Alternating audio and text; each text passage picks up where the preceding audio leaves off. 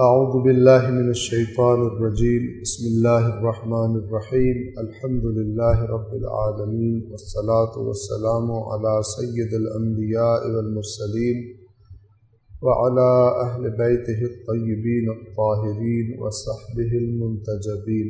صلوات پڑھیں محمد وعلی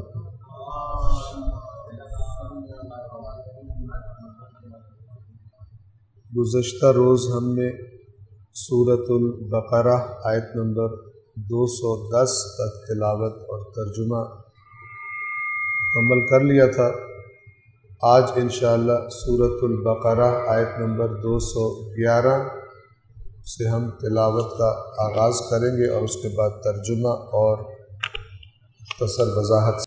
اعوذ باللہ من الشیطان الرجیم بسم اللہ الرحمن الرحیم سل بنی اسرائیل کم آتیناہم من آیت بینہ ومن يبدل نعمت اللہ من بعد ما جاءته فإن اللہ شدید العقاب۔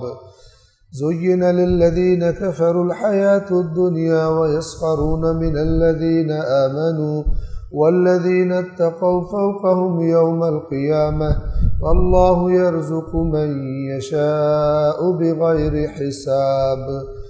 كان الناس أمة واحدة فبعث الله النبيين مبشرين ومنذرين وأنزل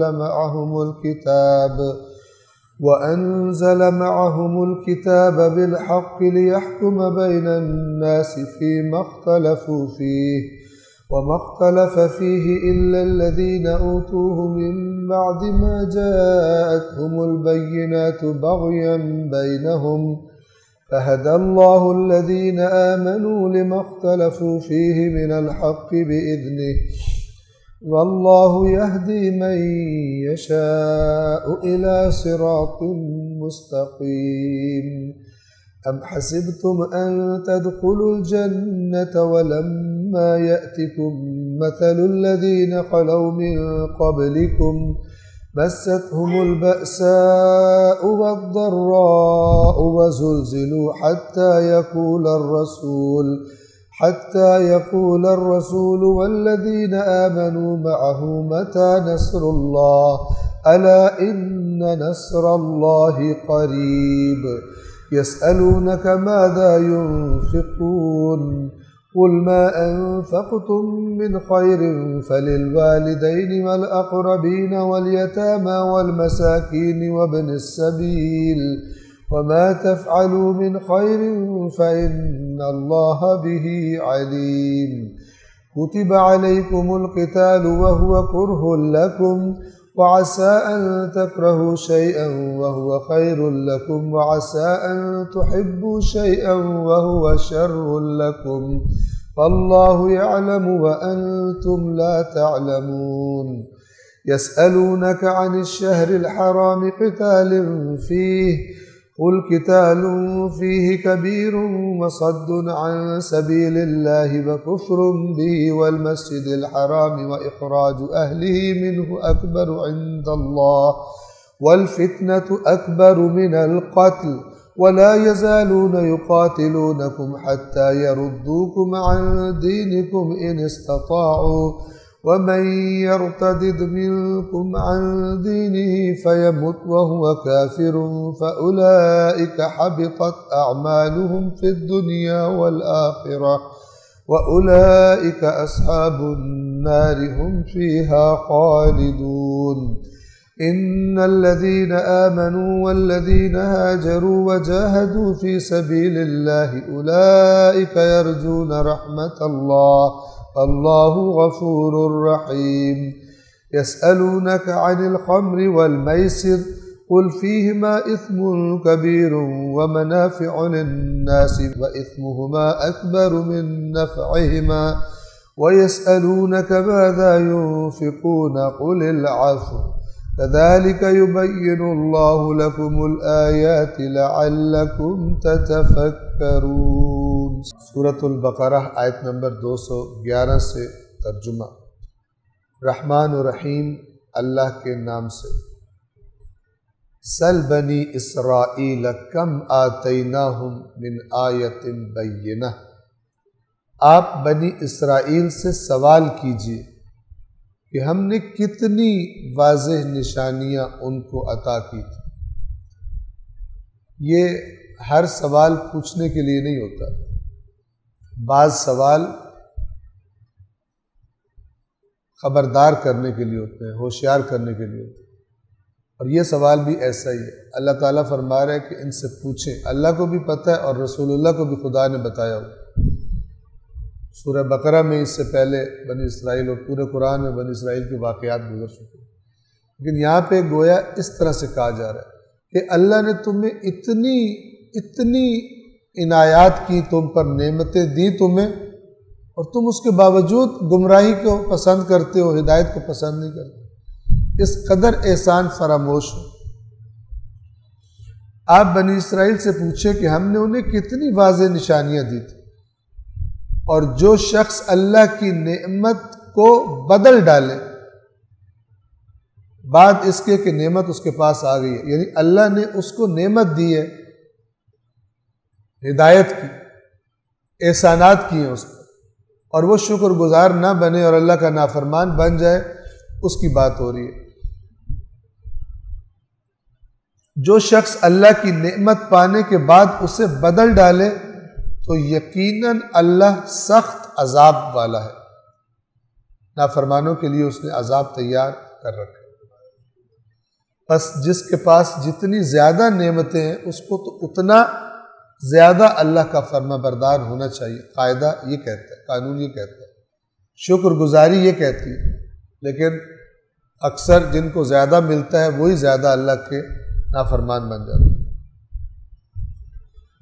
زُيِّنَ لِلَّذِينَ كَفَرُوا الْحَيَاةُ الدُّنْيَا وَيَسْخَرُونَ مِنَ الَّذِينَ آمَنُوا، وہ لوگ جنہوں نے کفر اختیار کیا ہے ان کے لیے دنیا کی زندگی خوشنما بنا دی گئی ہے، اور وہ دنیاوی زندگی میں مومنوں کا مذاق اڑاتے ہیں۔ دنیا کی زندگی ان کو بہت پسند ہے، اور وہ مومن کہ جو اپنے ایمان کے تقاضے پورا کرنے کی وجہ سے اس قدر دنیا حاصل نہیں کر سکے جو انہوں نے اللہ کی نافرمانیوں سے مثلاً حاصل کر لی، تو یہ انہیں بیوقوف سمجھتے ہیں۔ آپ کو یاد ہوگا سورۃ البقرہ کے آغاز میں منافقین کے بارے میں فرمایا گیا، جب ان سے کہا جاتا ہے اس طرح ایمان لاؤ جس طرح لوگ ایمان لائے ہیں، تو کہتے ہیں کیا ہم ان بیوقوفوں کی طرح ایمان لے کر آئے؟ یہ منافق کیوں مومنوں کو بیوقوف سمجھتے تھے؟ اس لیے کہ مثلاً اللہ کی طرف سے جب کوئی حکم آتا تھا مومن اس کے پیچھے چل پڑتے تھے، چاہے ظاہری طور پہ کوئی فائدہ ہے چاہے نقصان ہے، لیکن منافق اپنے انالیسس کرتے تھے، پہلے تجزیہ و تحلیل کرتے تھے، دیکھتے تھے فائدہ ہے تو جائیں گے، فائدہ نہیں ہے، جان کا خطرہ ہے تو کسی نہ کسی بہانے کے ذریعے رک جائیں گے۔ بس منافق کو مومن کم عقل لگتا ہے، اور یہ لوگ پھر مومنوں کا مذاق اڑاتے تھے۔ اللہ کو جو تمہیں اتنا پیار ہے، اللہ پھر تمہیں کیوں نہیں دنیا دیتا؟ جنہوں نے کفر اختیار کیا ہے ان کے لیے دنیا کی زندگی خوشنما بنا دی گئی ہے، زینا، زینت والی، مزین کر دی گئی ہے، اور وہ مومنوں کا مذاق اڑاتے ہیں۔ وَالَّذِينَ اتَّقَوْا فَوْقَهُمْ يَوْمَ الْقِيَامَةِ، اللہ کا قانون کیا ہے؟ وہ لوگ جنہوں نے تقوی اختیار کیا وہ قیامت کے دن ان سے اونچے ہوں گے۔ مومن خود بخود یعنی تقوی والے، وہ لوگ جو بچے، اس کا مطلب ہے یہ نہیں بچتے جو مذاق اڑا رہے ہیں، جو مومنوں کا مذاق اڑا رہے ہیں وہ نہیں بچتے اللہ کی نافرمانیوں سے، اور اللہ مومنوں کے لیے دوسرا لفظ کون سا استعمال کر رہے ہیں؟ وَالَّذِينَ اتَّقَوْا، وہ لوگ جنہوں نے تقوی اختیار کیا تھا، فَوْقَهُمْ يَوْمَ الْقِيَامَةِ، دنیا کی زندگی میں مذاق اڑا رہے ہیں، قیامت کے دن دیکھیں گے کہ مومنین ان سے اونچے ہوں گے اور یہ پستی میں ہوں گے۔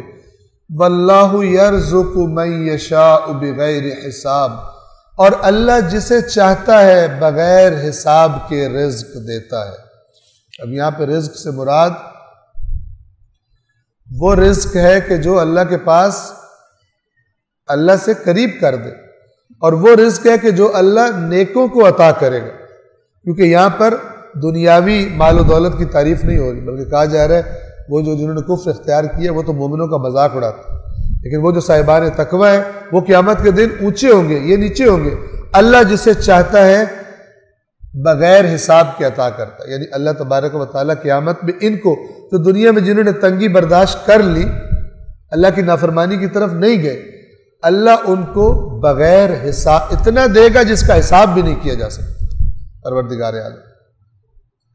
لیکن ظاہر ہے کہ ان باتوں کے لیے ایمان شرط ہے، ایمان ہو تو انسان ان پر اعتماد کرتا ہے۔ اگلی آیت نمبر 213، کان الناس امتًا واحدۃ، لوگ ایک ہی امت تھے۔ یہ جب حضرت آدم زمین پر آئے اور اس کے بعد کچھ عرصہ تک، بعض روایات کے مطابق جو باقاعدہ دین شروع ہے، باقاعدہ قانون اور شریعت، وہ حضرت نوح سے شروع ہوئی ہے۔ اس سے پہلے باقاعدہ سے اس طرح دین نہیں تھا، اور لوگ اپنی جو اللہ نے ان کو فطرت دی ہوئی تھی اس کے مطابق اچھی زندگیاں مثلا گزارتے تھے بالعموم۔ روایات میں یہ بات ہے۔ بہرحال قرآن جو کہنا چاہتا ہے آپ توجہ فرمائیں کہ لوگ ایک امت تھے، یعنی اختلاف نہیں تھا ان میں۔ پھر جب ان میں اختلاف ہوا، اختلاف پیدا ہونا شروع ہوئے، تو اللہ نے کیا کیا؟ فَبَعَثَ اللَّهُ النَّبِيِّينَ، تو اللہ نے انبیاء کو مبعوث فرمایا، انبیاء کو بھیجا۔ وہ کیا کرتے تھے؟ مبشرین و منذرین، خوشخبری دینے والے اور خبردار کرنے والے بنا کر انبیاء کو بھیجا۔ وَأَنزَلَ مَعَهُمُ الْكِتَابَ بِالْحَقِّ، اور انبیاء کے ساتھ حق پر مبنی کتاب بھی نازل کی، یعنی انبیاء کتاب لے کر آتے تھے، یعنی ہر نبی کے پاس اللہ کا ایک قانون ہوتا تھا جو وہ ان کو پیش کرتا تھا، یہ خدا کا قانون ہے، اس قانون کو تم نے فالو کرنا۔ اور وہ کتاب جو مبنی بر حق ہوتی تھی وہ کس لیے تھی؟ لِيَحْكُمَ بَيْنَ النَّاسِ فِي مَا اخْتَلَفُوا فِيهِ، تاکہ وہ کتاب لوگوں کے درمیان اس بات کا فیصلہ کر دے جس کے بارے میں یہ اختلاف کر رہے تھے۔ اب کیا تصویر بنے گی؟ لوگ پہلے یعنی ابتدا جب انسانیت کی ہوئی ہے تو بہتر زندگیاں گزار رہے تھے، لڑائی جھگڑے اس طرح نہیں تھے۔ پھر جب اختلافات پھوٹ پڑے تو اللہ نے ان اختلافات کے بارے میں رہنمائی کرنے کے لیے انبیاء بھیجے جو خوشخبری دیتے تھے، جو ان کی بات مان لیں، اور خبردار کرتے تھے عذاب سے جو ان کی بات نہ مانے، اور انبیاء کو کتاب دی۔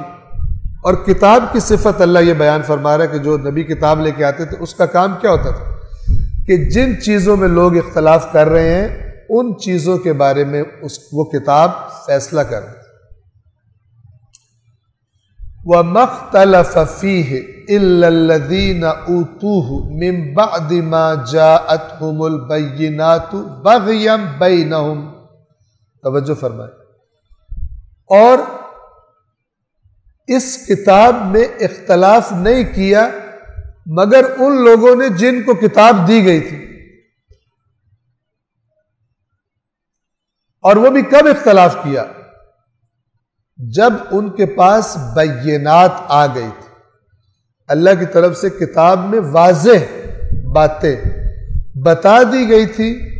ان واضح بینات کے آ جانے کے بعد ان لوگوں نے اختلاف کیا، اور اگلی بات میں اللہ اس اختلاف کی جڑ اور سبب بتاتا ہے۔ وہ کیا ہے؟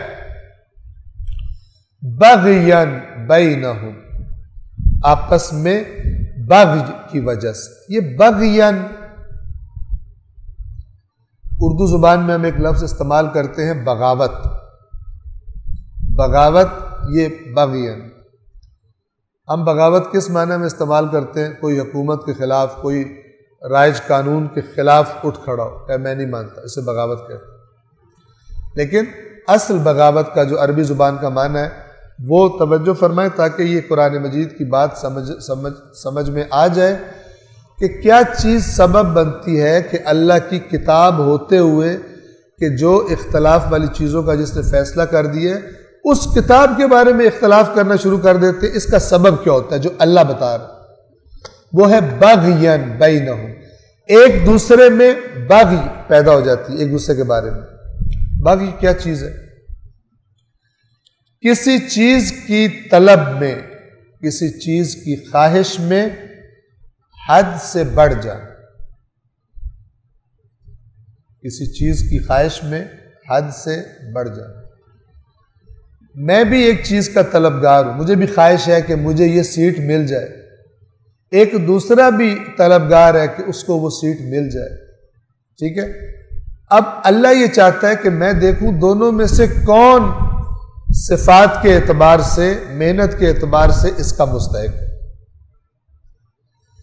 جب انسان اور یہ دوسرا نام ہے تقویٰ کا، کہ انسان بچے کسی پہ زیادتی نہیں کرنا، کسی پر ظلم نہیں کرنا، کسی پر بہتان لگا کے اسے پیچھے کرنے کے لیے.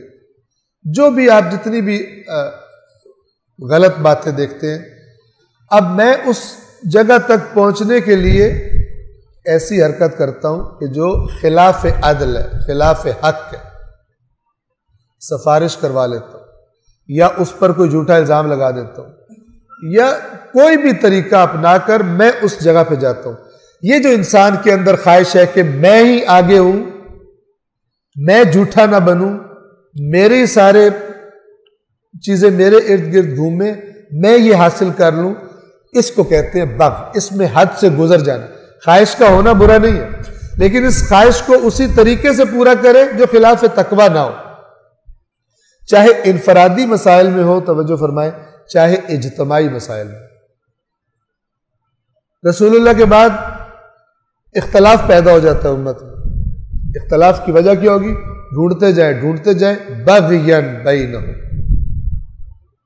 ٹھیک ہے،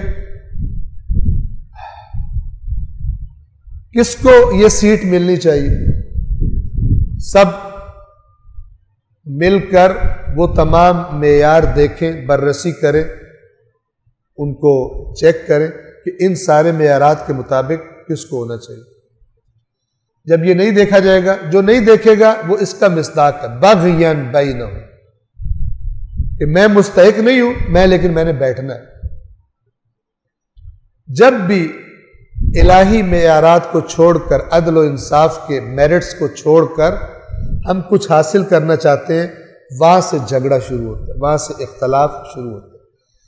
دنیا میں جتنے بھی اختلاف ہیں، اللہ تعالیٰ فرما رہا ہے کہ میری کتاب جو میں نے اپنے انبیاء کے ساتھ بھیجتا تھا، اس کتاب میں اگر اس کا حق ادا کیا جاتا تو اختلاف نہ ہوتے، اس کو فالو کرتے سب. لیکن بغین، یہ بغی سبب بنتی ہے کہ اپنی کتاب کے بھی لوگ خلاف چل پڑتے، جو کتاب جانتے ہیں کہ اللہ کی طرف سے قانون آیا. آپ جہاں بھی دیکھ لیں،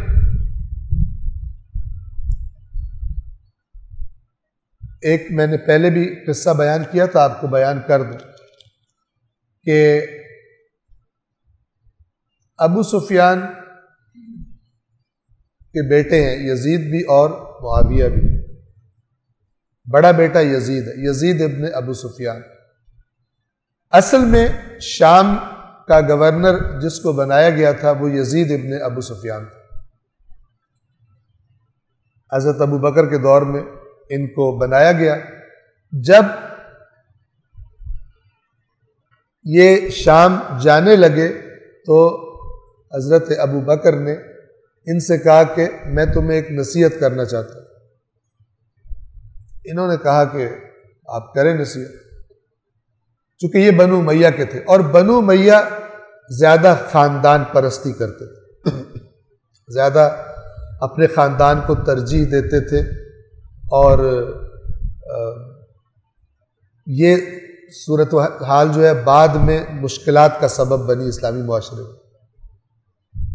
مثلا جب حضرت عثمان خلیفہ بنے، مروان ابن حکم وہ ان کا سیکرٹری تھا، داماد بھی تھا، تو اس نے اس قسم کا ماحول بنایا کہ رسول اللہ کے جو صحابہ تھے اور صفات میں بہت بہتر تھے، ان کو بھی ہٹا کر بنو امیہ کے افراد کو گورنر بنا دیا گیا، شہروں میں عہدے دے دیے گئے، جن میں سے بعض فاسق جیسے ولید ابن عقبہ جو شراب پی کے پکڑا گیا تھا۔ اب لوگوں میں بغاوت کے جراثیم پیدا ہونا شروع ہوئے، شکایات آنا شروع ہو گئی۔ مدینہ حضرت علی کے پاس لے کر شکایات آتے تھے، حضرت عائشہ کے پاس آتے تھے، حضرت طلحہ حضرت زبیر کے پاس شکایت لے کے آتے تھے۔ یہ حضرت عثمان سے جا کر درخواست کرتے تھے کہ یہ شکایات کا ازالہ کیا جائے۔ وہ سٹیپس بھی لیتے تھے، لیکن جو کنٹرول تھا زیادہ وہ مروان، اور مروان وہ شخص ہے کہ جس پر رسول اللہ نے اس وقت لعنت کی تھی جب یہ اپنے باپ کی صلب میں تھا۔ مروان ابن حکم ابن عاص کا یہ بیٹا ہے، اور حکم پر رسول اللہ نے اس پر اور اس کی اولاد پر لعنت کی تھی۔ لیکن بالآخر یہ اس قدر مسلط ہو گیا تھا کہ اس کا ہی یوں سمجھے کہ در حقیقت یہی سب کچھ چلا رہا تھا۔ واپس آئے اس واقعے کی طرف۔ حضرت ابو بکر نے یزید ابن ابی سفیان سے کہا کہ آپ شام کا گورنر بننے جا رہے ہیں، میں آپ کو نصیحت کرنا چاہتا ہوں۔ تو اس نے کہا کہ نصیحت کیجیے۔ حضرت ابو بکر نے اسے کہا کہ آپ لوگ اپنے خاندان کا بہت خیال رکھتے ہو، اور میں نے رسول اللہ سے ایک حدیث سنی، میں نے اللہ کے نبی سے یہ سنا ہے کہ جس کسی کے ہاتھ میں اللہ مسلمانوں کے امور سپرد کرے، اللہ سپرد کرے یعنی اس کے پاس آ جائے، اس کے ہاتھ میں آ جائے، ڈیسیجن کی پاور اس کے پاس ہو، کس کو کیا عہدہ دینا ہے، کس کو کیا عہدہ نہیں دینا۔ اگر اللہ کسی کے ہاتھ میں مسلمانوں کے امور سپرد کرے، اچھی طرح توجہ فرمائیے گا، اور وہ مسلمانوں کے سر پر کسی بھی وجہ سے کسی ایسے کو مسلط کر دے کہ جس سے بہتر موجود تھے۔ اب بیک گراؤنڈ کیا ہے؟ تم لوگ خاندان کا بہت کیئر کرتے ہو، یعنی ایسا نہ ہو کہ تم اپنے خاندان کی وجہ سے ایسے کو بنا دو جس سے بہتر معاشرے میں موجود ہو۔ اللہ کے نبی سے میں نے یہ سنا ہے کہ جس کے ہاتھ میں اللہ مسلمانوں کے امور سپرد کرے اور وہ مسلمانوں پر ایسے شخص کو مسلط کر دے جس شخص سے بہتر اس کا حقدار اس عہدے کا موجود ہو، تو یہ شخص جنت کی خوشبو نہیں سونگے گا۔ یہ حضرت ابو بکر نے کس سے کہا؟ یزید ابن ابی سفیان سے، کہ جو کسی اپنی فیملی میرا ممبر ہے، میرا رشتہ دار، اس وجہ سے بنا دے جبکہ میرٹس کے مطابق مسلمانوں میں بہتر لوگ موجود ہوں، وہ جنت کی خوشبو نہیں سونگے گا۔ میں تمہیں بتا رہا ہوں کہ تم جا رہے ہو، لہٰذا ایسے کام نہ کرنا خاندان پرستی میں۔ اب آپ دیکھیے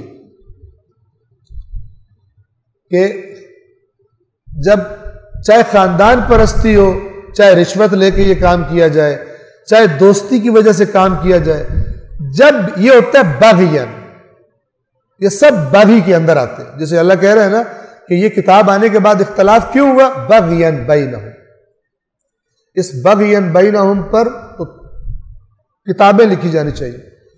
آج ہم جو اپنے معاشرے میں دیکھ رہے ہیں، پاکستان میں فرض کریں سفارشوں کا جال، رشوتوں کا جال، تعلقات کا جال بچھا ہوا ہے، نہیں چل رہا ملک صحیح نہ چلا سکنے والے بونگے مثلاً بعض اوقات کرسیوں پہ بیٹھے ہوئے ہیں جن کو پتہ نہیں ہے، اور چونکہ تعلقات والے ہیں، چونکہ کسی بڑے سیاستدان کا بچہ ہے، کسی فلانے کا بچہ ہے، کسی سفارش سے وہ جناب بیٹھا ہوا، کیسے چلے؟ عقل بھی انسان کی کہتی ہے میرٹ، اور دین بھی انسان کو کہتا ہے میرٹ۔ میرٹ دیکھو، اپنی خواہش اگر تمہاری ہے کچھ بننے کی، لیکن تم اس میرٹ میں پورا نہیں اترو، اپنے آپ کو کنٹرول میں رکھو، ورنہ فساد برپا ہوگا۔ ورنہ کسی جس کا حق مارا گیا ہے، ظاہر ہے وہ غیر مطمئن ہوگا اس نظام پر، وہ کوئی نہ کوئی حرکت کرے گا، وہ بھی کوئی برائی کرنے پہ مجبور ہوگا، اور یہ انارکی پھیلتی جائے گی، معاشرے کا نظم و ضبط خراب ہو جائے گا۔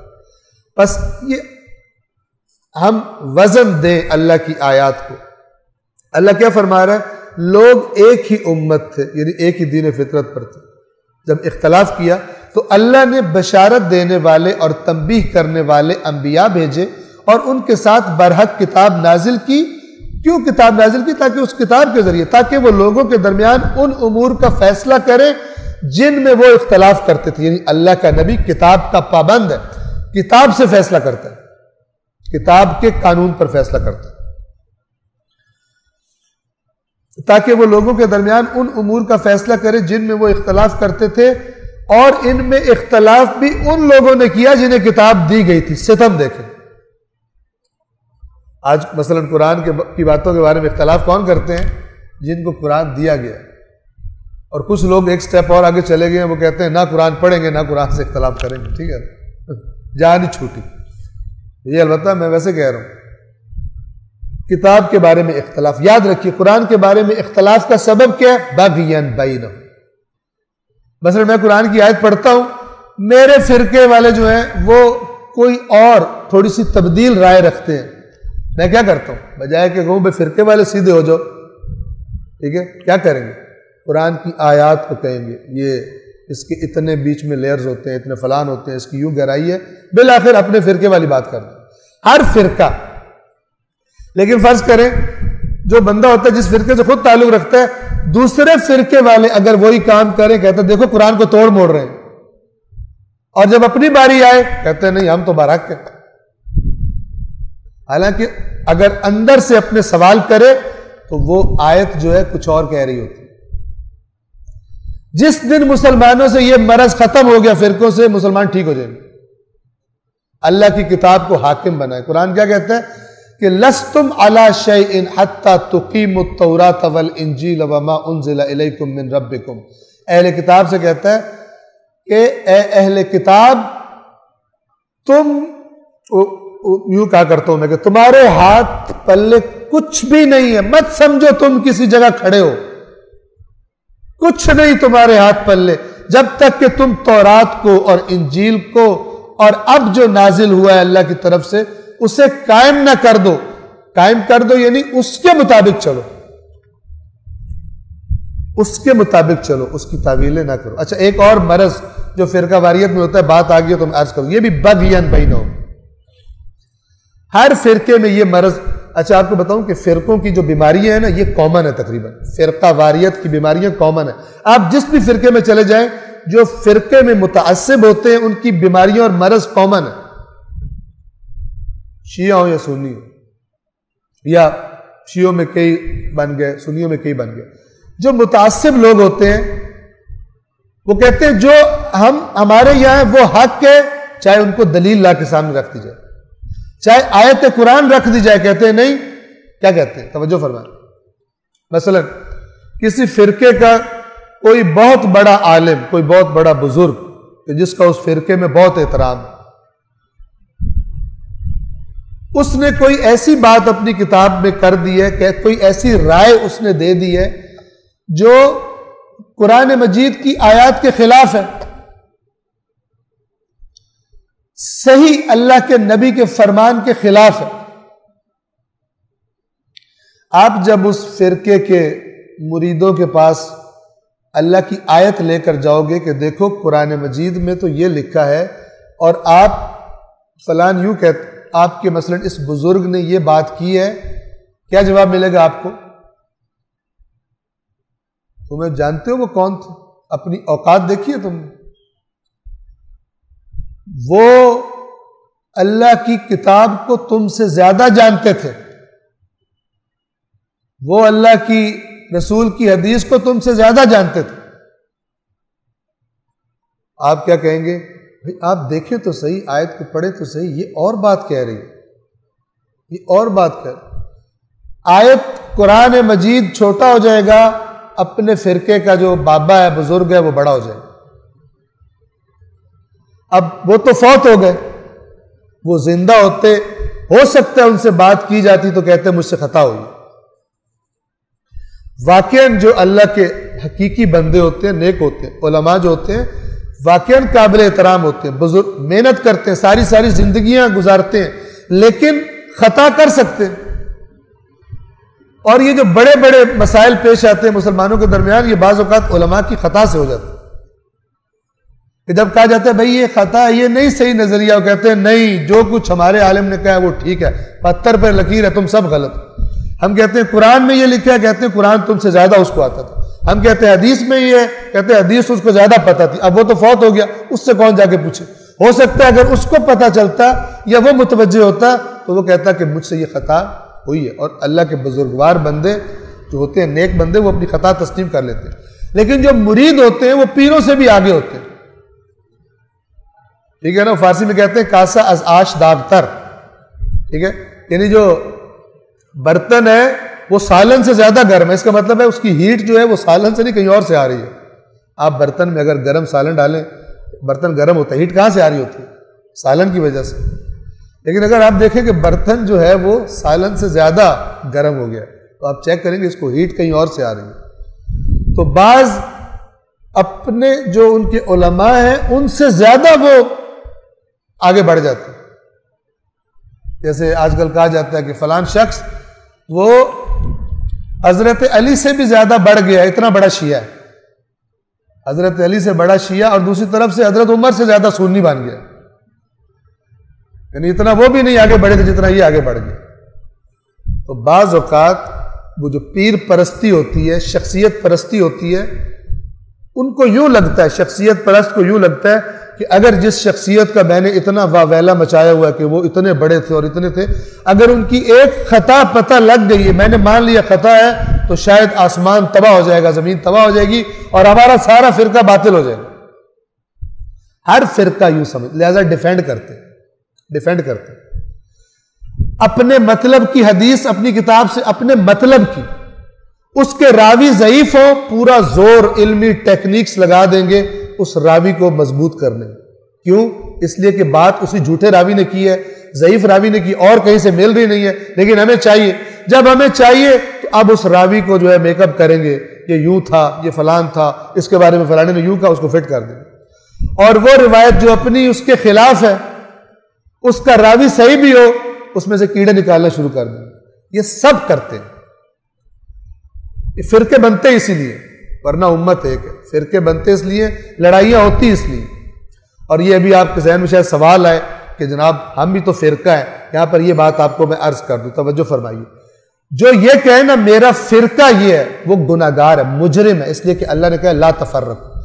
جو کہتا ہے میں فرقہ ہوں، اپنے آپ کو فرقہ سمجھ رہا ہے، اپنا تعارف فرقے کا کروا رہا ہے، تو وہ جو اللہ نے اس آیت میں اس کی زد میں آتا ہے جس میں اللہ نے کہا اے رسول ان الذین فرقوا دینہم، جنہوں نے اپنے دین کو فرقے فرقے کر لیا، جدا جدا کر لیا. یہ فرقہ فرقو سے، تفرقہ اسی فرقو سے. اللہ فرماتا ہے جنہوں نے دین کو فرقے فرقے کیا، الگ الگ کیا، اور وہ گروپ گروپ بن گئے. کتنا شوق ہے ہمیں امت نہ بننے کا، اپنا گروپ سیف رکھنے کا. ٹھیک ہے نا. اور سب کو آپ دیکھ لیں کیوں دوسروں کو جہنم میں بھیجتے ہیں. اس لیے کہ اگر یہ ہو جائے کہ نہیں دوسرے فرقے کا بھی جنت میں جا سکتا ہے تو پھر کہیں گے ہمارے فرقے کا فائدہ کیا. اگر دوسرا بھی جنت میں جا سکتا ہے، گنجائش ہے، پھر تو کام بھی خراب ہو گیا.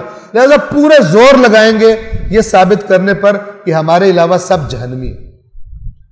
چاہے بہت نیک افراد ہوں، کہیں گے جہنمی. آپ کے ذہنوں میں سوال آ رہے ہوں گے، میں سوالوں کے جواب دینے کے لیے تیار ہوں. جو یہ کہتا ہے نا کہ فرقہ میرا، جو یہ سوال کرتا ہے فرقہ، جو کہتا ہے میرا فرقہ یہ ہے، وہ قرآن کی نظروں میں مجرم ہے. اس لیے کہ اللہ نے کہا مت کہو فرقہ، یہ کہتا ہے میرا فرقہ یہ. سیدھی سی بات. تعویلیں سارے کر لیتے، میری مراد یہ تو میری مراد. لفظ کون سا یوز ہو رہا ہے آج؟ فرقے کا.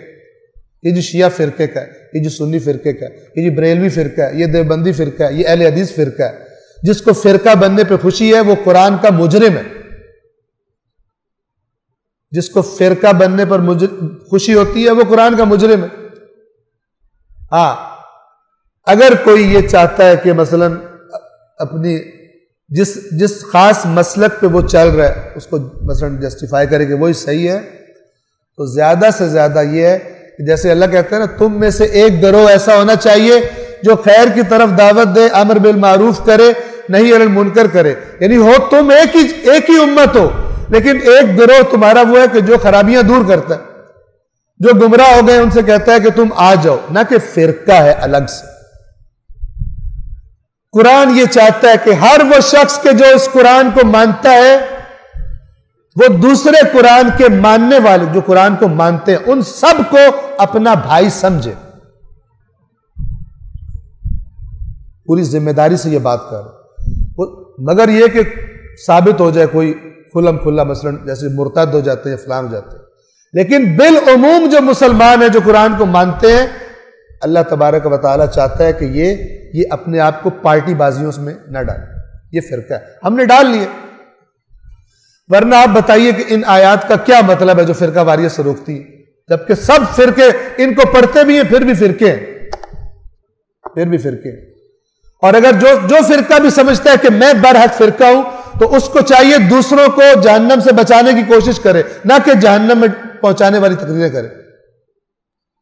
اللہ کا رسول تو جو جہنم میں جا رہے تھے ان کو بچا رہا تھا۔ اگر تم برحق فرقہ ہو تو تم کیوں کہتے ہو دوسرے جہنمی ہیں؟ تم ان کو بلاؤ جنت کی طرف، کہو کہ ہم تمہاری گالیاں کیوں نکالتے ہیں؟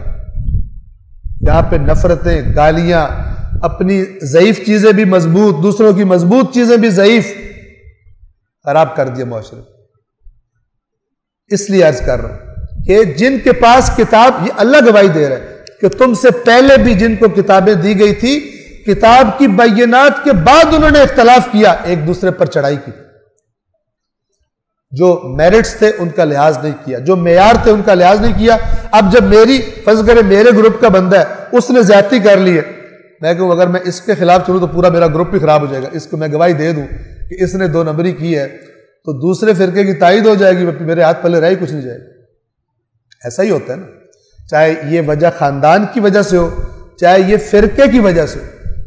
میرے فرقے والے نے چوری کی ہوئی ہے مثلا، اور کی دوسرے فرقے کی، اب تو تعویلیں کرتے ہیں ان کا مال کھانا حلال ہے، ایک فرقہ دوسرے کے بارے میں، حالانکہ یہ نشانی اللہ نے یہودیوں کی بتائی ہے قرآن میں کہ اے رسول ان میں سے ایک گروہ ایسا ہے یہودیوں میں سے کہ اگر آپ کچھ ان کے پاس رکھوا دیں تو جب تک اس کے سر پہ چڑھ کے کھڑے نہ ہو جائیں واپس نہیں کرے گا، اس لیے کہ ان کا عقیدہ یہ ہے کہ ہم ان کا یعنی دوسرے جو غیر یہودی لوگ ہیں ان کے بارے میں ہم پر کوئی ذمہ داری نہیں، ان کا مال کھا بھی جاؤ تو کچھ نہیں ہوتا۔ آج کل ہمارے مسلمانوں کے فرقے بھی جو ذرا بہت شدید متعصب ہیں، کہتے ہیں دوسرے فرقے والوں کی جان مال کوئی نہیں محترم، کھا بھی جاؤ تو کھا بھی جاؤ، کچھ نہیں ہوتا۔ یہ یہودی ہیں، اگر شیعہ یوں کرتا ہے تو وہ یہودی ہے، اگر سنی یوں کرتا ہے وہ یہودی ہے۔ قرآن نے یہودیوں کی نشانی بتائی ہے۔ قرآن کے اصولوں کو قائم کریں، اپنی بے ایمانیوں کے لیے اور دوسروں پہ چڑھائی کرنے کے لیے غلط تعویلیں کر کے نہ کریں۔ یہی اللہ بتا رہا ہے قرآن میں، یہی خدا بتا رہا ہے قرآن میں کہ ہم نے انبیاء بھیجے، کتاب برحق بھیجی تاکہ لوگوں کے درمیان فیصلہ کر دیا جائے جن باتوں میں وہ اختلاف کر رہے تھے۔ اور پھر اللہ گویا کہ افسوس سے کہتا ہے کہ اس میں اختلاف نہیں کیا مگر ان لوگوں نے جنہیں کتاب دی گئی تھی، حالانکہ ان کے پاس صریح نشانیاں، صریح بینات، واضح باتیں آ چکی تھی، صرف اس لیے کہ وہ آپس میں ایک دوسرے پر زیادتی کرنا چاہتے تھے۔ بغین کا ترجمہ انہوں نے زیادتی کیا، صحیح ترجمہ ہے۔ زیادتی کیا ہوتی ہے؟ جس کا حق بنتا ہے اس کو ہٹا دو، چڑھ کے خود بیٹھ جاؤ، یہ ہوتی ہے۔ چاہے یہ میں اپنے بیٹے کے بارے میں کروں، چاہے اپنے بھائی کے بارے میں کروں، میرے بھائی کو ہونا چاہیے، سائڈ پہ چلے جاؤ۔ یہ سب کیا ہوگا؟ بغین، خلاف قرآن، گناہ ہوگا، اور اس سے معاشرے میں جتنی خرابیاں، جتنی کرپشن بنے گی، جس نے یہ حرکت کی ہے وہ اس گناہ میں شریک، جس پر یہ میرٹ کے بغیر بندہ جو بیٹھا ہے کرسی پر، جس پہ ظلم کرے گا، جہاں خیانت کرے گا، جہاں کام خراب کرے گا، سب میں وہ انسان شامل ہے جس نے اس کو سیٹ پر بٹھایا ہے، میرٹ کا لحاظ نہیں کیا، رشوت کھائی ہے، خاندان دیکھا ہے، تعلقات دیکھے، کچھ بھی دیکھا ہے، خائن ہے۔ حدیث وہی عرض کرتا آپ کی خدمت میں کہ جس کے ہاتھ میں مسلمانوں کے امور اللہ نے دیے، اس نے کسی غیر مستحق کو بٹھا دیا، ان کے سروں پر مسلط کر دیا، حدیث جنت کی خوشبو بھی نہیں سونگے گا۔ آپ دیکھ لیں حالت کیا۔ پھر وہ کہے کہ میں یوں کر دوں تو میری جنت واجب ہو گئی، اسی طرف سے شارٹ کٹ نکالا ہوا ہے خرابیاں کرنے کا۔ یہ سب کے سب حدیثوں کو پلٹایا جائے، کس کا لب و لہجہ قرآن والا، وہ صحیح ہے۔ جو قرآن کی باتوں کو بالکل سائیڈ کر رہی ہے وہ حدیث ہی نہیں ہے، وہ کسی نے گھڑی ہے۔ جو کہہ رہی ہے کہ تم سیدھے جنت میں جاؤ گے بس یہ کام کرو، اللہ تو کہتا ہے کہ کوئی گناہ مت کرو، نیک کام کرو، فلان کرو، امر بالمعروف کرو، وہ کدھر چلا گیا؟ لہذا اس مشکل سے بچنے کے لیے ابلیس نے کیا کیا کہ میرا کام بہت آسان ہو جائے گا، کسی طرح میں قرآن کو بیچ سے مائنس کر دوں۔ لوگوں کو نہ پتہ ہوگا، اور ویسے بھی لوگ شارٹ کٹ ہی چاہتے ہیں، تو ان کو چونکہ قرآن نہیں پتہ ہوگا لہذا میرے لیے زیادہ ٹینشن نہیں بنے گی، ورنہ سوال کریں گے قرآن میں یہ لکھا ہے تم کیا کہہ رہے ہو، قرآن میں یہ لکھا ہے تم کیا کہہ رہے ہو، ان سے قرآن ہی دور کر دو، کوئی سوال ہی نہیں کرے گا۔ ویسے بھی لوگ زیادہ تر دنیا میں بزی رہتے ہیں، جب قرآن نہیں پڑھیں گے، قرآن ان کی زندگیوں میں نہیں ہوگا، ان کے ذہنوں میں نہیں ہوگا، تو یہ وہی سمجھیں گے کہ جو دین بتایا جا رہا ہے اور جو ہمارے فرقے کا مولانا ہمیں بتا رہا ہے وہی دین۔ ہاں، جس دن مسلمانوں نے اس کو پڑھنا شروع کر دیا، پڑھنا اس نیت سے کہ میں نے دین سیکھنا ہے اس سے، اس دن آلموسٹ ہر فرقے کے جو بڑے بنے ہوئے ہیں نا ان کو مصیبت پڑ جائے گی، ان کو مصیبت پڑ جائے گی، آ کے لوگ سوال کریں، لیکن یہ سوال تب کریں گے جب دنیا سے کچھ نکل کر اللہ کے دین کو سنجیدہ لیں گے۔ صلوات پڑھیے محمد والے۔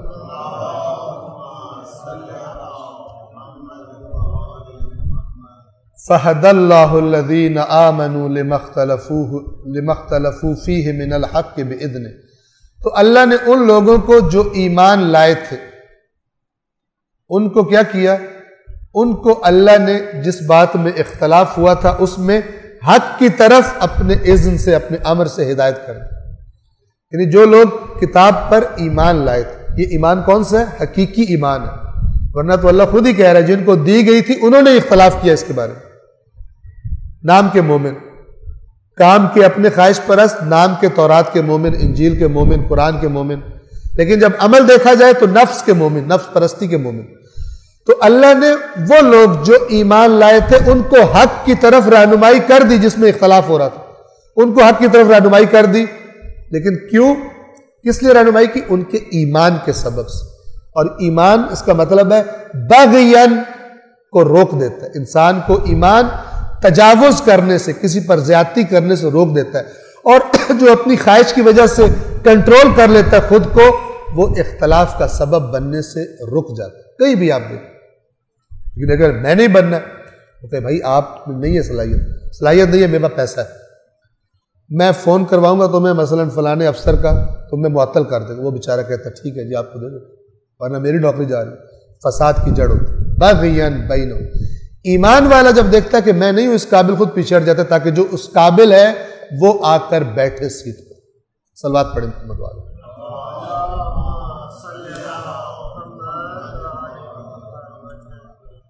پس اللہ نے اپنے اذن سے ایمان لانے والوں کو حق کا راستہ دکھا دیا جس میں لوگوں نے اختلاف کیا ہوا تھا۔ اختلاف میں کون برحق ہے، کون سی صحیح بات ہے، اللہ نے ان کو رہنمائی کر دی۔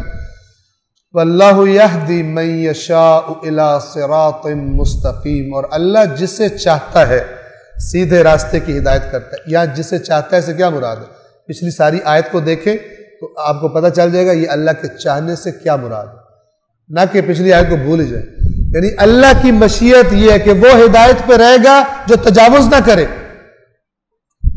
جو حد اپنی حد سے بڑھے بھی اور پھر سمجھے کہ میں سیدھے راستے پر ہوں، یہ اللہ کی مشیت ہی نہیں ہے۔ اللہ خود فرما رہے ہیں نا، ان کو ہدایت کی جو کتاب پر ایمان لائے تھے، یعنی کتاب کی بات مانی تھی، ان کو ہدایت ہوگی، کیونکہ یہ اللہ ہے جسے چاہتا ہے ہدایت کرتا ہے سیدھے راستے کی، اور اللہ کسے چاہتا ہے؟ جو تجاوز نہ کرے۔ ورنہ اللہ نے خود اسی آیت میں بغین بینہم کو سبب قرار دیا۔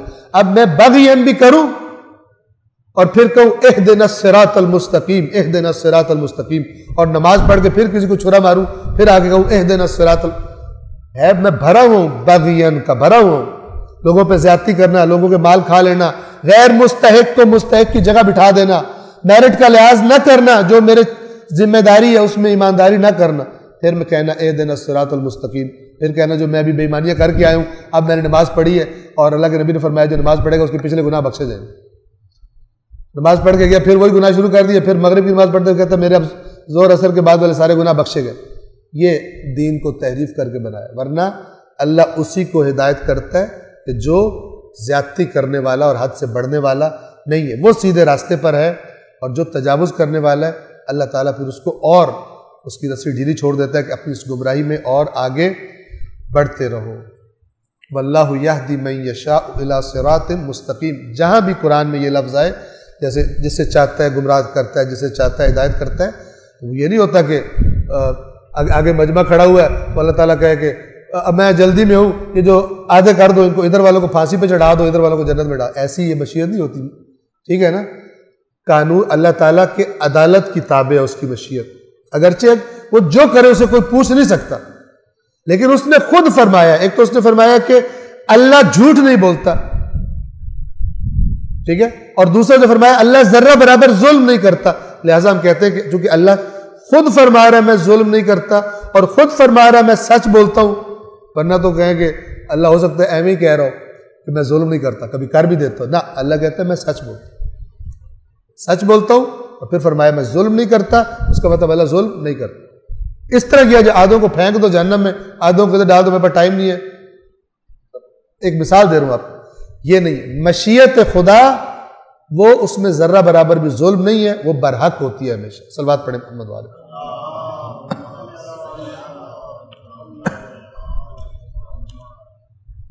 ام حسبتم ان تدخلوا الجنة ولما يأتكم مثل الذين خلوا من قبلكم. کیا تم یہ سمجھتے ہو، حسبتم، کیا تم نے یہ سمجھا ہے، حساب سے تم نے یہ حساب کتاب لگایا ہے، تو انفارمیشن تمہارے پاس آئی تھی، اس کو تم نے انالیسس کر کے یہ نتیجہ نکالا. کیا تم خیال کرتے ہو کہ یوں ہی جنت میں داخل ہو جاؤ گے؟ حالانکہ اللہ جھوٹ نہیں بولتا، یاد رکھیے گا، اللہ سچ بولتا ہے. اب اللہ کا کیا لب و لہجہ ہے جنت میں داخلے کے بارے میں؟ کیا تم خیال کرتے ہو کہ یوں ہی جنت میں داخل ہو جاؤ گے حالانکہ ابھی تمہیں اس قسم کے حالات پیش نہیں آئے جو تم سے پہلوں کو پیش آئے تھے؟ کیا پیش آئے تھے؟ انہیں سختیاں اور تکالیف پہنچی. انہیں سختیاں، مستہم البأساء والضراء. بأساء جنگیں، مصیبتیں، جان کا خوف جس میں ہوتا ہے، اس قسم کے خطرات. الضراء مثلا مالی مشکلات، بیماریاں، مصیبتیں، ہر قسم کی آزمائشیں ان پر آئیں. وَزُلْزِلُوا، اور ان کو زلزلو یعنی ان پر زلزلے لائے گئے، ان کو جھنجھوڑا گیا، ہل کے رہ گئے. حتیٰ، اتنی زیادہ کہ یہاں تک کہ یقول الرسول والذین آمنوا معہ متی نصر اللہ. اس حد تک جھنجھوڑے گئے کہ یہاں تک کہ رسول اور رسول کے مومن ساتھی پکار اٹھے اللہ کی مدد کب آئے گی. اس قدر پریشر میں انہوں نے اس قدر مصیبتیں دیکھی، اس قدر انہوں نے صبر کیے کہ نبی بھی پکار اٹھا اور نبی کے ساتھی پکار اٹھے خدا کی مدد کب آئے گی. اب یہ اللہ ان سے کہہ رہے کہ جو بزنس کلاس سیٹ پہ جنت میں جا رہے ہیں، ٹکٹ لے کے بیٹھے ہوئے، ان سے اللہ کہہ رہے کہ تم کچھ اس دنیا میں کچھ کرنا ہے. یہ قرآن کی ٹون ہے جنت کے بارے میں جانے کی. اور ہر چیز 1000 بھی کوئی ہمیں کہے یہ حدیث ہے، قرآن کی ٹون پر چیک کی جائے گی، کیونکہ چیک نہیں ہوتی لہذا سارے جنتی بنے بیٹھے.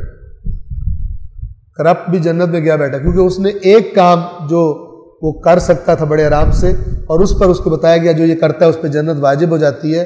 تو اس نے سنا، اور سنا بھی اس سے کہ جو آدھی تصویر دکھاتا ہے باقی تصویر نہیں دکھاتا، کہ دوسری حدیث سے بھی ہے جس نے یہ کیا وہ جہنم میں جائے گا. تو پھر راستہ کون سا ہے؟ مثلا جس نے یہ کیا اس پر جنت واجب ہے، اور جس نے یہ کیا وہ جہنمی ہے. اب وہ جنت واجب والا بھی کام کر رہا ہے، جہنمی والا بھی کام کر رہا ہے، اب کیا کرے گا؟ لہذا اس کو سمجھدار جو دین بتانے والے ہوتے ہیں وہ دوسرا والا بتاتے ہی نہیں ہے تاکہ اس کو ٹینشن ہی نہ ہو کہ میرے کام سے. مثلا اس کو نہیں بتایا جائے گا کہ رشوت لینے والا اور رشوت دینے والا دونوں جہنمی ہیں، ٹھیک ہے نا. اس کو یہ بتایا جائے گا جو کھاتے ہو نا اس میں سے تھوڑا چندہ ہمیں بھی دے دو. تو پھر جیسے یہودیوں کے کرپٹ علماء کرتے تھے، علماء برحق نہیں، علماء حق نہیں کہ جن کو دنیا سے غرض نہیں ہوتی، لیکن علماء سو مال کھانے والے، وہ صرف اچھی اچھی میٹھی میٹھی باتیں بتاتے ہیں، ٹھیک ہے، اور لوگ گمراہ ہو جاتے ہیں. حالانکہ اللہ نے کیا فرمایا؟ بشیرا و نذیرا، خوشخبری ساتھ اور پھر یہ خوشخبری اور ڈرانے میں بھی دیکھنا چاہیے کہ یہاں پر کس دوا کی کتنی ضرورت ہے. اگر مایوسی ہوگی لوگوں میں ان کو خوشخبری سنائی جائے, اور اگر دیکھا جائے کہ ان کا تو ایسے کام کرے منہ اتنی خوشخبریاں سنا دی گئی ہیں کہ ان کو امکان ہی نہیں ہے کہ ہم جہنم میں جائیں گے, ان کو پھر ڈرایا جائے تاکہ ان کا نشہ ٹوٹے, تھوڑا بریک پر پاؤں رکھے اور سوچے کہ بھئی ہم کدھر جا رہے ہیں. جیسے قرآن کہتے ہیں نا فَأَيْنَ تَذْهَبُونَ, تو تم کہاں جا رہے ہو, کدھر جا رہے ہو. یہ راستہ ہے قرآن والا. إِنْ هُوَ إِلَّا ذِكْرٌ لِلْعَالَمِينَ لِمَنْ شَاءَ مِنْكُمْ أَنْ يَسْتَقِيمَ. یہ قرآن اور کچھ نہیں, عالمین کے لیے نصیحت ہے. کدھر منہ اٹھا کے جا رہے ہو اس قرآن کی طرف, مثلا پشت کر کے ادھر سے دیکھو تمہیں جانا کہاں پر ہے. تو یہ آیت کیا فرما رہی ہے, کیا تم خیال کرتے ہو کہ یوں ہی جنت میں چلے جاؤ گے, داخل ہو جاؤ گے, حالانکہ ابھی تک تمہیں اس قسم کے حالات پیش نہیں آئے. مومن کی آزمائش ہوتی ہے, مومن کی آزمائش ہوتی ہے. بہت ساری روایت جو بتاتی ہیں جتنا جتنا مومن کا ایمان بڑھتا جاتا ہے اتنی اتنی اس پر سخت آزمائش بڑھتی جاتی ہے, آزمائش بڑھتی جاتی ہے, آزمائش بڑھتی جاتی ہے. ہم جتنے لوگ یہاں پہ بیٹھے ہیں, چاہے کوئی پریشان ہے چاہے کوئی سکون میں ہے, دونوں آزمائشیں. سکون والی آزمائش زیادہ سخت ہے چونکہ اس کو بندہ آزمائش سمجھتا نہیں. اللہ نے سورۃ الفجر میں دونوں طرف کو, دونوں سختی کو بھی اور اچھائی کو بھی آزمائش کا ہے. فَأَمَّا الْإِنسَانَ إِذَا مَبْتَلَاهُ رَبُّهُ فَأَكْرَمَهُ وَنَعَمَهُ فَيَقُولُ رَبِّ أَكْرَمَنِ. جب انسان کو اس کا رب اس طرح آزماتا ہے کہ اس کو عزت دے دیتا ہے, اس کو نعمتیں دے دیتا ہے, کہتا ہے یا اللہ تیرا بڑا کرم, تو بڑا, تو میرے پہ احسان کر دیا. ہے آزمائش, اس کو آزمائش نہیں سمجھ رہا. وَأَمَّا إِذَا مَبْتَلَاهُ وَقَدَرَ عَلَيْهِ رِزْقَهُ فَيَقُولُ رَبِّ أَهَانَنِ. اور جب اس طرح آزمائش, لفظ وہی ہے ابتلا, مبتلا کرنا, اور جب اس طرح مبتلا کرتا ہے, آزمائش کرتا ہے کہ رزق تھوڑا کم کر لیتا ہے, کہتا ہے یا اللہ تو نے تو میرے سے زیادتی کر, مجھے ذلیل کر دیا آپ. یعنی اس کا معیار ملنا نہ ملے. حالانکہ دونوں آزمائشیں, ملی ہوئی بھی آزمائش ہے کہ اب اس کے بارے میں خدا کو میں نے جواب دینا, اور جو نہیں ملی چھن گیا وہ بھی آزمائش ہے کہ اس حالت میں اللہ کا بندہ کیا کرتا ہے. دونوں آزمائشیں. آزمائش کے بغیر جنت نہیں ہے, آزمائش میں پاس ہوئے بغیر جنت نہیں. مومنوں کی روایات میں ہے کہ مومنوں کی اللہ سخت آزمائشیں لیتا ہے, اور جس کو اس میں شک ہو وہ اس کائنات کے سب سے بڑے مومنوں کی زندگیاں دیکھ لے, آزمائشوں سے بری ہوئی نظر آئیں. رسول اللہ کی زندگی دیکھیں, جو اہل بیت اطہار ہیں ان کی زندگیاں دیکھیں, اللہ کے رسول کے جو واقعا سچے اصحاب ہیں ان کی آپ زندگیاں دیکھیں, آزمائشوں سے بھری پڑی سادہ ترین زندگیاں مثلا گزاری. خداوند عالم قرآن مجید نے جو باتیں کی ہیں ان کو, یعنی ہمارے دلوں کو ایسا کر دے کہ ہمارے دلوں کے اندر اتر جائیں, اثر کریں. صلوات پڑھیے محمد والے.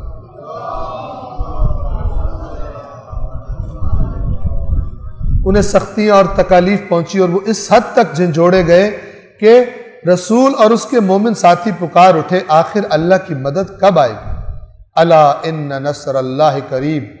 خبردار رہنا, راستہ چھوڑ مت دینا, رسول کا ساتھ چھوڑ مت دینا, اللہ کی مدد قریب, اللہ کی مدد قریب. یسألونک ماذا ينفقون. لوگ آپ سے سوال کرتے ہیں کیا خرچ کریں. قل ما انفقتم من خیر فللوالدین والاقربین والیتامى والمساکین وابن السبیل. آپ کہیے جو بھی مال خرچ کرو اپنے والدین, قریب ترین رشتہ داروں, یتیموں, مسکینوں, اور وہ مسافر کے جو سفر میں اپنا مال ختم کر بیٹھے ہیں, اب ان کا وہاں کوئی جاننے والا نہیں ہے, ان پر خرچ کرو. چند موارد بتا. آپ دیکھیے سوال کیا کیا گیا, اے رسول آپ سے پوچھتے ہیں کیا خرچ کریں, جواب اللہ نے کیا دیا, کہاں خرچ کرنا. کیا خرچ کرنا ہے؟ اللہ نے فرمایا جو بھی خیر میں سے, جو خدا نے تمہیں دیا ہے, خیر سے مراد جو بھی اللہ تعالیٰ نے تمہیں دیا ہے اس میں سے خرچ کرو, لیکن اس پر توجہ کرو خرچ کرنا کہاں پر ہے. یعنی اللہ تعالیٰ صرف اس پر امپورٹنس نہیں دیتا کہ خرچ کرو, یہ بھی کہتا ہے خرچ کرنا کہاں پر.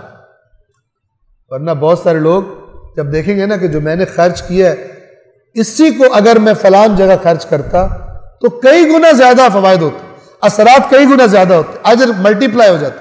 افسوس کرے گا, حالانکہ اس جتنا کیا اس کا بھی اجر اس کو ملے گا, لیکن اس لیے کہتے ہیں کہ اجر معرفت کی مناسبت سے ملتا ہے. معرفت یعنی نالج, ٹھیک ہے نا. اب فرض کریں میں کاروباری آدمی نہیں ہوں, مجھے نہیں پتا کہ مثلا کراچی میں انویسٹمنٹ کی کیا کیا آپشنز ہیں, مجھے نہیں پتا, ٹھیک ہے. لیکن ایک بندہ بہت ماہر ہے جس کو پتا ہے اس وقت مثلا پراپرٹی میں انویسٹ کیا جائے, یا اس وقت فلانی جگہ انویسٹ کیا جائے, یا فلان جگہ کیا جائے, وہ اس کا کام ہی یہی ہے, ٹھیک ہے.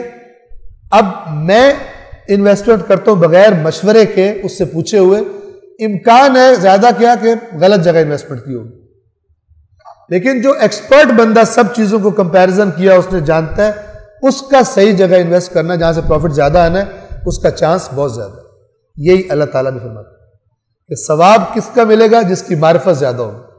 لہذا فرمایا کہ با معرفت کی 2 رکعت نماز بے معرفت کی 1000 سے بہتر.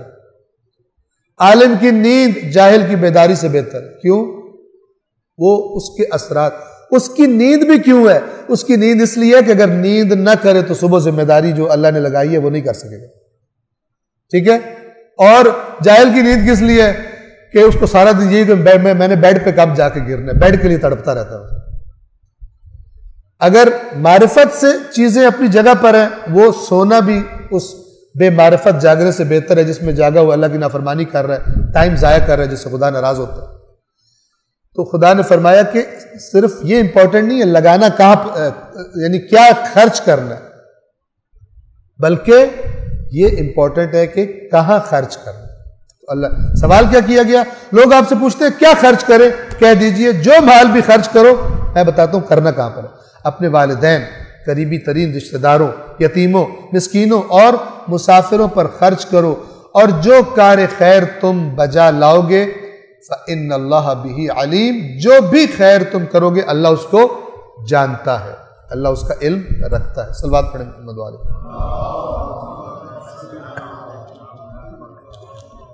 كُتِبَ عَلَيْكُمُ الْقِتَالُ وَهُوَ كُرْهٌ لَكُمْ, تمہیں قتال کا حکم دیا گیا ہے جبکہ وہ تمہیں اچھا نہیں لگتا. جنگ پہ جانا تمہیں اچھا نہیں لگتا.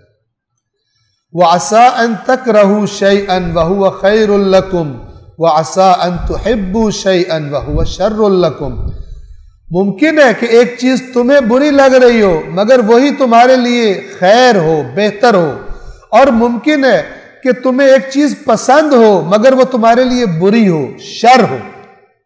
جب یہ ممکن ہے تو پھر کیا کرو, یہ نہ دیکھو مجھے اچھا لگ رہا ہے یا مجھے برا لگ. یہ مومن جسے معرفت مل جائے کیا کرتا ہے, مجھے اچھا لگ رہا ہے لیکن پہلے 1 منٹ رک کے دیکھ لوں خدا کو بھی اچھا لگتا ہے, پھر کہے کہ یہ مجھے برا لگ رہا ہے, بجائے یہ کہ میں اس کو دھتکار دوں, 1 منٹ رک جاؤں دیکھوں خدا کو یہ کیسا لگتا ہے.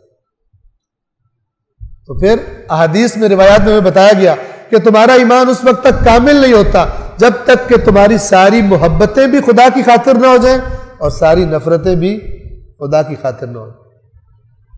ٹھیک ہے نا. کسی کے ذہن میں سوال پیدا ہو کہ بعض اوقات بے اختیار نفرت پیدا ہو جاتی. مثلا میں نے ایک بندے کو دیکھا مجھے پسند ہی نہیں ہے, میں دل کے بھاگ جاؤں اس سے.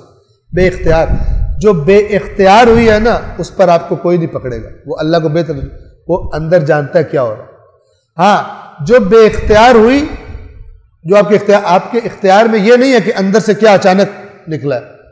غصہ آنا اختیار میں نہیں ہے, غصے کا کنٹرول. لوگ کہتے ہیں میرا کنٹرول بھی اختیار میں نہیں ہے. کنٹرول اختیار میں نہیں ہے تو یہ بیماری ہے, یہ بیماری ہے. اس بیماری کا علاج کریں, اپنے آپ کو ذرا ٹھنڈا گلاس پانی کے پلا کے ذرا بٹھائیں اور سوچیں کہ میں بیماری کس طرح کنٹرول کروں.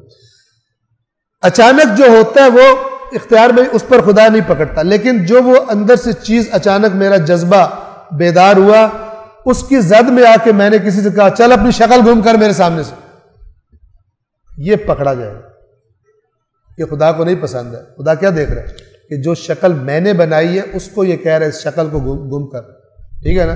کوئی کسی سے کہے مجھے کالا منہ پسند نہیں ہے, تو کالا نکل جائے یہاں سے, تو یہ اصل میں اللہ سے کہہ رہا ہے تو نے غلط کام کیا ہے, میں تیرا کیا ہوا کام میں دیکھ نہیں سکتا ہوں, نکال دے اس کو یہاں سے. ڈائریکٹ اصل میں اللہ سے بندہ, وہی معرفت انسان کو احتیاط والا بنا دیتی. کسی کو گھٹیا سمجھنا, ایسی چیز پر گھٹیا سمجھنا مثلا کہ جو بیچارے کے اختیار میں ہی نہیں, یہ سب کے سب قرآنی اصولوں کے بالکل برعکس ہے. چاہے 1000 تعویلیں کر لو, چاہے جو مرضی تعویلیں کرتے پھرو، یوں ہے تو یوں ہے، تو کر رہے خرابی ہو، اللہ کے حکم کے خلاف کر رہے. تمہیں جنگ کا حکم دیا گیا جبکہ وہ تمہیں برا لگتا ہے. ممکن ہے ایک چیز تمہیں بری لگے وہ تمہارے لیے بہتر ہو، اور ممکن ہے کہ تمہیں ایک چیز اچھی لگے وہ اگر تمہارے لیے بری ہو. اللہ جانتا ہے، تم نہیں جانتے. اگر اللہ سے لنکڈ ہو تو پھر دیکھو اللہ کسے اچھا کہہ رہا ہے. اگر اللہ کہہ رہا ہے لڑو تو پھر لڑو، ورنہ اتنا ذلیل اور رسوا ہوگے پھر دعائیں مانگو گے، اللہ دعائیں بھی نہیں سنے گا. روایات میں یہ ہمیں بتایا گیا. مولا علی علیہ السلام کو سب سے بڑی تکلیف کون سی تھی؟ جہاد پر جانے کی کام چوری سے. میدان میں نکلنے سے جو کام چوری کر رہے تھے، کہتے تھے جب سے آپ آئے ہیں ہمارے ناک میں آپ نے دم کیا ہوا ہے، ہماری بیوی ہیں، ہمارے بچے ہیں، ہماری فصلیں ہیں. ایک طرف سے آتے ہیں آپ کہتے ہیں دوسری طرف چلو، ادھر سے آتے ہیں کہتے ہیں تیسری طرف چلو، ہماری جان کم چھوڑے گے. یہ منافق قسم کے لوگ جنہوں نے بیعت کی تھی مولا علی. اور مولا علی کے جملے کیا ہیں؟ کاش میں نے تمہیں نہ دیکھا ہوتا. گرمیوں میں کہوں تو تم کہتے ہو گرمی زیادہ ہے، سردیوں میں کہوں چلو جہاد کے لیے کہتے ہو سردی زیادہ ہے. مجھے وہ موسم بتاؤ جس میں تم نکلو گے. جس موسم میں کہتا ہوں کہ اس موسم کا بہانہ کر دیتے. ہر بات کے لیے تم اس اونٹوں کے ریوڑ کی طرح ہو جن کو اگر پیچھے سے جمع کیا جائے تو آگے سے متفرق ہو جاتے، اور اگر آگے سے آ کر ان کو جوڑا جائے پیچھے سے متفرق ہو جاتے. تم ایک جگہ اکٹھے نہیں ہوتے. یہ جو نئی میدان میں نکلا کیونکہ ناپسند تھا، آرام و آسائش پسند تھی. مولا علی کے اوپر جو ستم اور ظلم ہوئے ہیں ان میں ایک یہ کام چور وہ لوگ ہیں جنہوں نے بیعت کی تھی کہ آپ کو ہی خلیفہ بنانا، کسی اور کو نہیں بنانا. کوئی بہانہ بنا کے چڑھ دوڑا، کوئی بہانہ بنا کے چڑھ دوڑا. حالانکہ اللہ کے رسول کی حدیثیں سنی ہوئی تھی سب نے کہ علی حق پہ ہوگا، ساری جنگوں میں علی حق پر ہوگا، پھر بھی چڑھ دوڑے بہانے بنا کے تعویل کر کے تو پھر کچھ بھی ہو جاتا ہے. لیکن جب حق ڈھونڈنا ہو پھر ہم کہتے ہیں کوئی تعویل نہیں کی جائے گی. اللہ کے نبی کے فرمان کی جس نے خلاف ورزی کی ہے وہ گنہگار ہے. لیکن ہم پھر کہتے ہیں نہیں وہ بزرگ ہیں بہت، ان کو نہیں کچھ کہا جا سکتا. وہ سبحان اللہ، یہ نہیں ہوتا.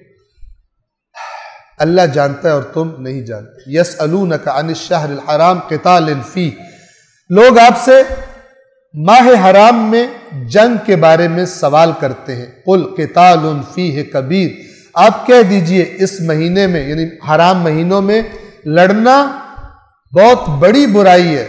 وصد عن سبیل اللہ، اور اللہ کے راستے سے روکنا. وکفر بہ، اور اللہ کے راستے سے کفر کرنا.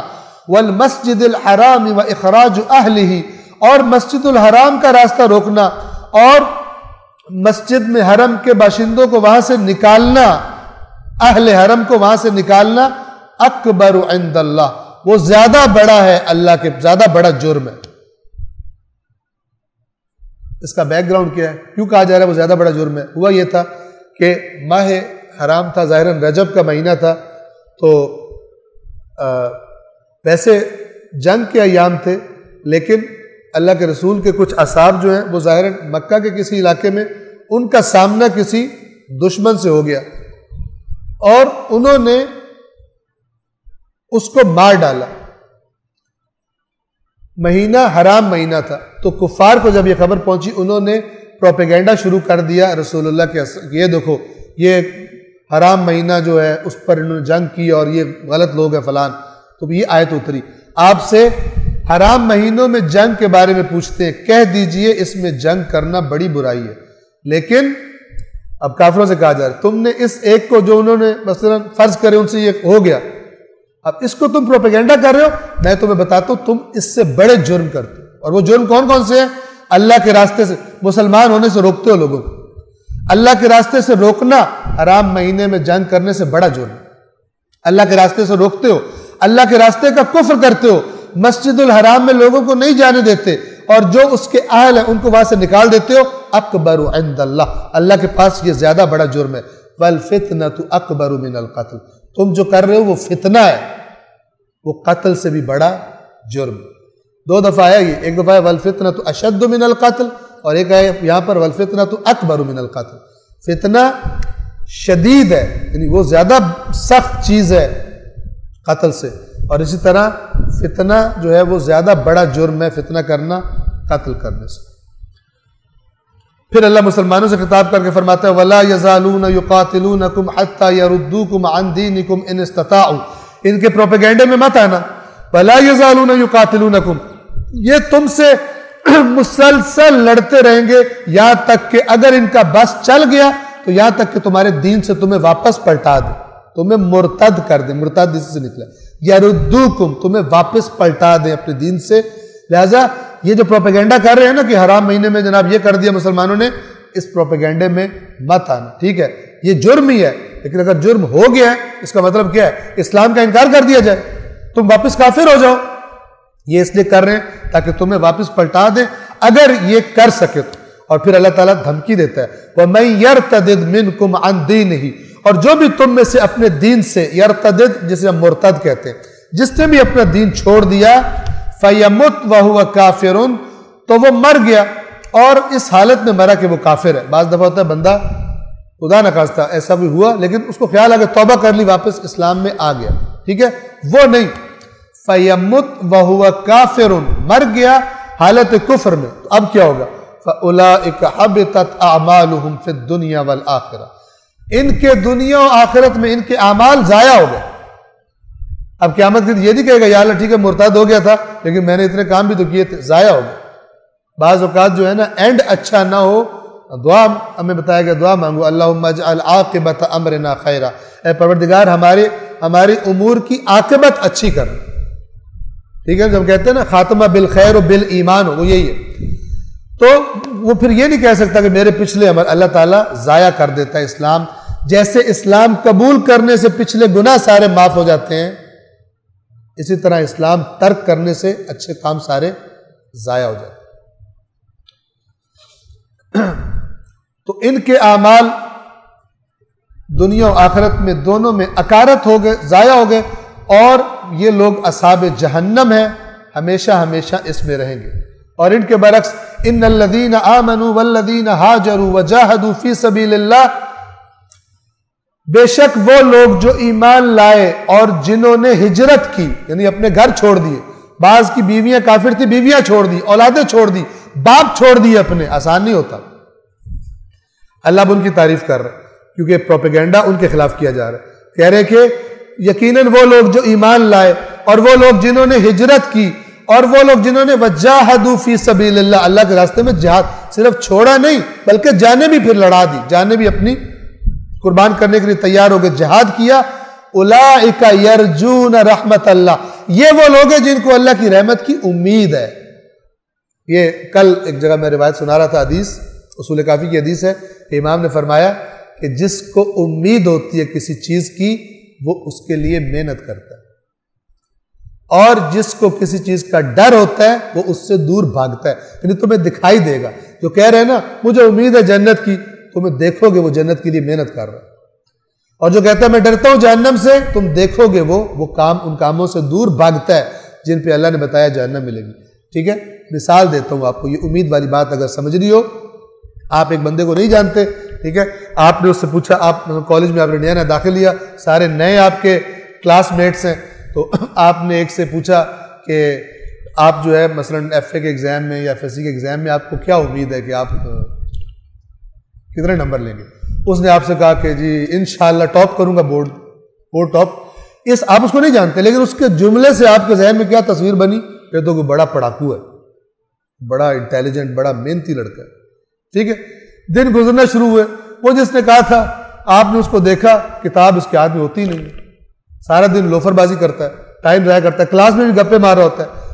کچھ عرصہ جب آپ نے دیکھا تو اس کے عمل نے آپ کو کلیئر کر دیا کہ ٹاپ تو دور کی بات, یہ تو پاس ہونے والا بھی نہیں. جب استاد کوئی سوال پوچھتا ہے اس کو جواب ہی نہیں آتا ہوتا. اب آپ نے کچھ عرصے کے بعد جب یہ کلیئر ہو گیا, اب آپ نے اس سے کہا کہ بھائی آپ کا کیا امید ہے بورڈ کے ایگزام میں؟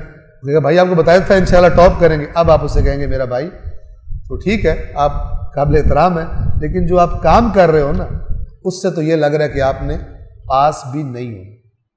یہ ایمان, جس کو امید ہوتی ہے واقعی کہ مثلا آپ تصور کریں اگر مجھے امید ہے کہ میں ٹاپ کر سکتا ہوں تو اس امید کے مطابق میری محنت بھی ہوگی. جتنی امید اتنی محنت. ہماری امید کیا ہے؟ پروردگار ہمیں جوار پاک میں جگہ عطا فرمائے, کام کون سے ہیں ہمیں بہتر پتہ، ٹھیک ہے نا؟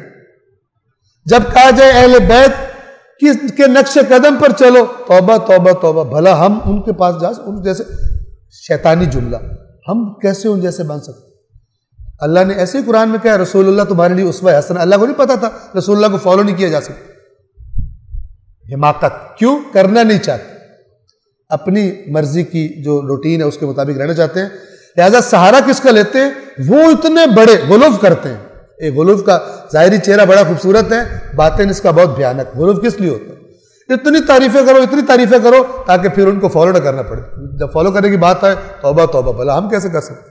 وہ کہا اور ہم کہا، یہ بات صحیح ہے، وہ کہا اور ہم کہا، لیکن اس کا جو نتیجہ ہے وہ بالکل باطل ہے۔ کیوں باطل ہے؟ اس لیے کہ اللہ نے جو بات کی ہے اس کا انکار کیا۔ اللہ نے کہا فالو کرو، ہم کہتے ہیں توبہ توبہ توبہ۔ ہم بھلا فالو کر سکتے ہیں؟ میں عرض کرتا رہتا ہوں قرآن کے معاملے میں اور بہت ساری باتوں میں ہمارا اختلاف ڈائریکٹ اللہ کے ساتھ ہے۔ اختلاف کا پتہ کب چلتا ہے؟ جب اللہ سے ذرا بات کی جائے قرآن میں، پھر پتہ چلتا ہے کہ بھائی اختلاف کسی مولانا سے نہیں ہے، اختلاف کس سے ہے؟ ڈائریکٹ اللہ سے، بغیر کسی واسطے۔ پھر انسان اپنی اصلاح کر لے۔ یقیناً جو لوگ ایمان لائے، جنہوں نے راہ خدا میں ہجرت کی اور جہاد کیا، وہ اللہ کی رحمت کے امیدوار ہے۔ ان کا حق بنتا ہے امید رکھے۔ جو کام چور گھروں میں پڑے ہوئے، جب بھی جنگ آئے بہانے بنانے شروع کر دیتے، یہ کہ ہمیں اللہ کی رحمت کی امید ہے، ہم نہیں جاتے لیکن اللہ ہمیں پتہ ہے غفور الرحیم ہے، ہم پیچھے رہ بھی گئے بخش دے گا۔ اللہ کہتا ہے تم پہ لعنت ہے، رسول ہمارا جا رہا ہے جہاد کے لیے، دین اسلام خطرے میں ہے، تم کہہ رہے ہو گھر میں اللہ غفور الرحیم ہے۔ غفور الرحیم نہیں ہے یہاں پر۔ امام حسین کہہ رہے ہیں جو میرے ساتھ آئے گا وہ کامیاب ہے، جو نہیں آئے گا وہ ناکام ہو جائے گا، کہہ رہے اللہ بڑا غفور الرحیم ہے۔ امام حسین نبی کا نواسہ ہے، بادشاہ، جو مرضی کہہ لے، ہم انہیں کچھ نہیں کہتے، لیکن ہم نے جانا نہیں۔ ٹھیک ہے، اللہ نے بتایا ہوا میں کہا غفور الرحیم ہوں، اور اللہ نے بتایا ہوا میں کہا شدید العقاب ہوں۔ شدید العقاب والا کام کرو اور کہو غفور الرحیم ہے، یہ باطل ہے۔ کام اگر شدید العقاب والا ہے تو پھر وہ غفور الرحیم، اس طرح وہ ادھر نہ جاؤ، یہ اپنے آپ کو دھوکہ دینا ہوتا ہے۔ یہ نہ کہو اللہ غفور الرحیم ہے، اس سے پوچھو وہ کہاں غفور الرحیم ہے اور کہاں شدید العقاب ہے، تاکہ اس جگہ سے پھر انسان بچ سکے، وہ حرکتیں نہ کرے۔ اولئک یرجون رحمت اللہ، یہ ہیں اللہ کی رحمت کے امیدوار، اللہ غفور الرحیم، اور اللہ بڑا بخشنے والا رحم کرنے والا۔ اب دیکھیں آیت میں کیا بات ہو رہی ہے، تب اللہ غفور الرحیم، یہ کر رہے ہیں، محنت کر رہے ہیں۔ یسألونک عن الخمر والمیسر، آپ سے لوگ شراب اور جوئے کے بارے میں سوال کرتے ہیں۔ قل فیہما اثم کبیر ومنافع للناس، اے رسول کہہ دیجئے ان میں بڑا گناہ بھی ہے اور لوگوں کے لیے کچھ فائدے بھی ہیں۔ آیت کیا کہہ رہی ہے؟ گناہ ان کے بڑے ہیں، نقصانات ان کے بڑے ہیں، لیکن کچھ نہ کچھ فائدے بھی ہیں۔ مطلب تھوڑی دیر کے لیے اس کو سکون آ جاتا ہے، مثلا فرض کریں ٹینشن، مجبوری میں میں تو پی لیتا ہوں، مجبوری میں، ورنہ اللہ تعالیٰ معاف کرے شوق سے نہیں پیتا ہوں۔ بعض لوگ اس قسم کے الٹے سیدھے بہانے بنائے ہوتے ہیں۔ ان کا گناہ بڑا ہے اور ان کے فائدے کم ہیں۔ یہ سیکنڈ آیت ہے۔ تیسری آیت میں اللہ نے صراط کے ساتھ کہہ دیا انما الخمر والمیسر والانصاب والازلام رجس من عمل الشیطان فاجتنبوہ، کہ یہ شراب اور جوا اور کچھ وہ جو گیمیں کھیلتے تھے، کچھ کام کیا کرتے تھے کفار، یہ رجس ہے، یہ شیطان کا عمل ہے، ان سے بچو۔ لوگ آگے پوچھتے ہیں کہاں لکھا ہے قرآن میں شراب حرام ہے؟ اس کا مطلب ہے کہ کام اس کا خراب ہے، تو کہہ رہے رجس ہے، شیطان کا عمل ہے، اس سے بچو۔ کہہ رہے لکھا تو نہیں ہوا نا کہ شراب حرام ہے قرآن میں؟ ایسے تعویلیں اور بہانے کرتے اور پھر کیا کرتے ہیں؟ کون؟ اچھا اگر قرآن میں حرام نہیں لکھا تو رسول اللہ کی حدیث میں حرام ہے، کہتے نہیں حدیث مشکوک ہے، اس لیے حدیث کو مشکوک کر دو۔